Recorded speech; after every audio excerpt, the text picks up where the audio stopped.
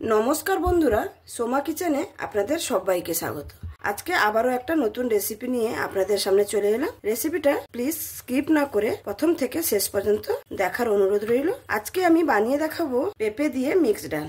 এই ডালটা খেতে কিন্তু দুর্দান্ত স্বাদের লাগে, আর আমি সম্পূর্ণ নিরামিষ ভাবে বানিয়ে দেখাবো। আপনাদের যদি ভালো লেগে থাকে তাহলে অবশ্যই লাইক, শেয়ার, কমেন্ট এবং সাবস্ক্রাইব করে আমার পাশে থাকবেন। তবে চলুন বেশি কথা না বাড়িয়ে রেসিপিটা শুরু করা যাক। এখানে দেখুন, আমি যেহেতু মিক্সড ডালটা বানাবো সেজন্য 3 রকমের ডাল নিয়েছি। এখানে নিয়েছি মুগ ডাল, মসুর ডাল, আর এটা হচ্ছে তুয়র ডাল। এই ডাল 3 রকমের ডাল যদি মিক্স করে রান্না করা যায় না, সেই ডালটা খেতে কিন্তু অপূর্ব স্বাদের হয়। আজকে আমি সেই ডালটা আপনাদের সঙ্গে শেয়ার করছি, প্লিজ আপনারা দেখতে থাকবেন প্রথম থেকে। আর এখানে নিয়েছি আমি পেঁপেটাকে এরকম লম্বা লম্বা করে কেটে নিয়েছি। আমি এখানে একটা কড়া বসিয়ে নিয়েছি। প্রথমে আমি মুগ ডালটাকে একটু ভেজে নেব। মুগ ডালটার সঙ্গে আমি তুয়র ডালটাও দিয়ে দেব।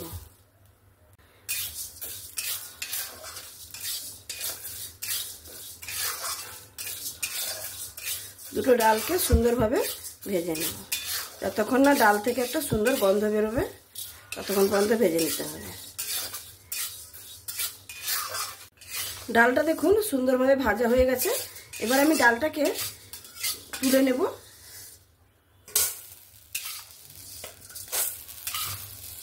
এবার আমি কড়াইতে পরিমাণ মতন জল দিয়ে দেব।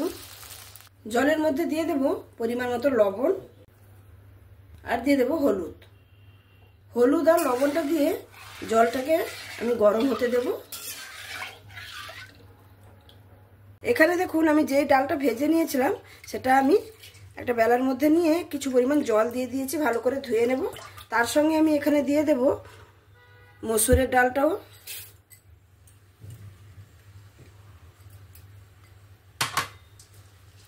এই 3 রকমের ডালটা ভালো করে ধুয়ে নেব। ডালটাকে আমি ভালো করে ধুয়ে পরিষ্কার করে নিয়েছি।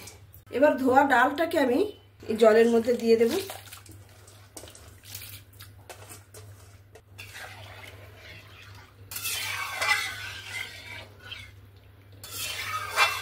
ডালটা দিয়ে 1-2 বার নাড়াচাড়া করে দিলাম। এবার আমি গ্যাসের ফ্লেমটাকে লো টু মিডিয়ামে রেখে ডালটাকে সেদ্ধ করে নেব। ঢাকা দিয়ে দিলাম। তার জন্য আপনারা চাইলে এখানে প্রেসার কুকারেও করে নিতে পারেন, কিন্তু আমাদের বাড়িতে প্রেসার কুকারে ডাল সেদ্ধ করলে কেউ খেতে চায় না, সেজন্য আমি কড়াইতে সেদ্ধ করছি। 10 মিনিটের পরে আমি ঢাকনাটা খুলে নিচ্ছি। দেখুন, ডালটা আমার কিন্তু অর্ধেকের বেশি কিন্তু সেদ্ধ হয়ে গেছে। এবার আমি এখানে কেটে রাখা পেঁপেগুলো দিয়ে দেব।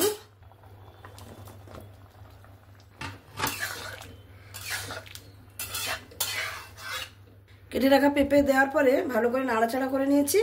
আবারও আমি 10 মিনিটের মতন ঢাকা দিয়ে দেবো ভালোভাবে ডালটা সেদ্ধ হওয়ার জন্য। 10 মিনিটের পরে ঢাকনাটা আবার খুলে নিচ্ছি। দেখুন, ডালটা আমার সুন্দরভাবে সেদ্ধ হয়ে গেছে, আর পেঁপেটাও সুন্দর সেদ্ধ হয়ে গেছে।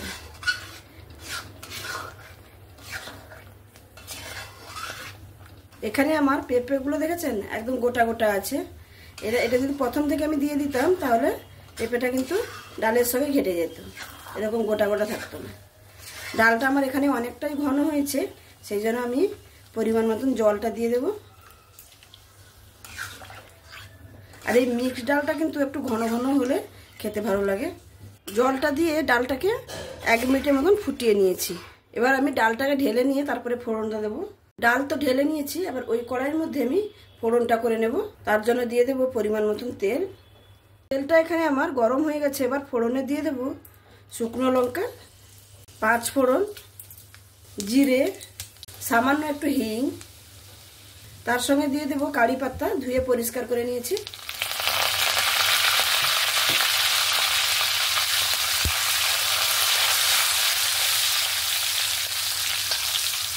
কারি পাতা, শুকনো লঙ্কা, 5 ফোড়ন, জিরে সবকিছু সুন্দরভাবে ভেজে নিয়েছি। একটা সুন্দর গন্ধ বেরোচ্ছে।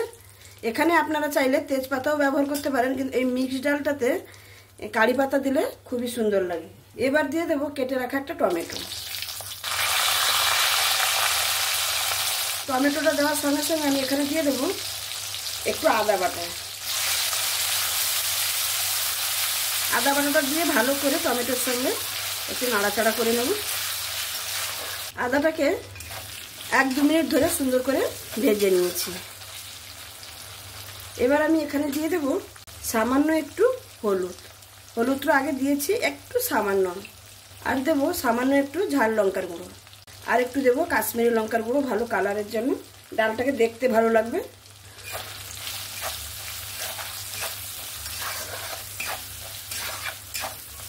দিয়ে আবারও 1 মিনিটের মতো মশলাটাকে নাড়াচাড়া করে নেব। মশলাটা এখানে আমার সুন্দরভাবে ভেজে নিয়েছি। এবার আমি ডালটা এখানে দিয়ে দেব।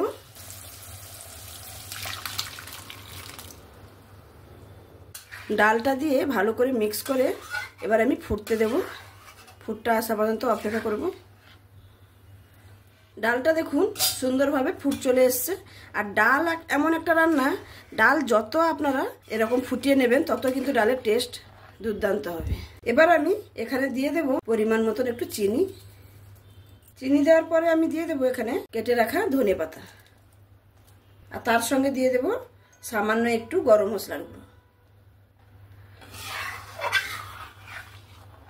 ভালো করে মিক্স করে নিয়েছি।